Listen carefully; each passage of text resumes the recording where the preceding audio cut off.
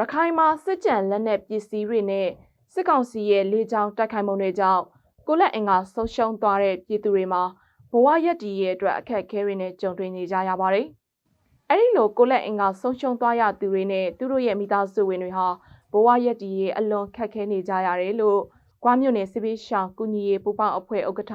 ကိုဖြိုးပိုင်စိုးကပြောဆိုပါတယ်။ပုံနာကျွန်းမြို့နယ်မှာဆိုရင်လဲစစ်ကောင်စီတပ်ဆွဲခဲ့တဲ့ရွာနဲ့နေရအနီးတစ်ဝိုက်တွေကိုသွာလာလုတ်ကင်စားတောက်နေကြသူအများပြားဟာစစ်လက်ကျန်မိုင်းတွေကြောင့်ကိုလက်အင်္ဂါဆုံးရှုံးသူတွေများပြားနေတယ်လို့ကုညီဆောင်ရွက်ပေးနေသူတွေကပြောပါတယ်။ရခိုင်မှာအာရခတပ်တော် AA ကမြို့နယ်14ခုအထိသိမ်းပိုက်ထိန်းချုပ်ထားပြီးဖြစ်ပေမဲ့စစ်ကောင်စီရဲ့စစ်ကြံလက်နက်တွေပောက်ကွဲမှုနဲ့စစ်ကောင်စီကလေကြောင်းတိုက်ခိုက်မှုတွေကြောင့်ဒေသခံပြည်သူအများပြားဟာထိခိုက်ဒေဆုံးမှုတွေနဲ့ကိုလက်အင်္ဂါဆုံးရှုံးမှုတွေနဲ့ကြုံတွေ့နေကြရတာပါ။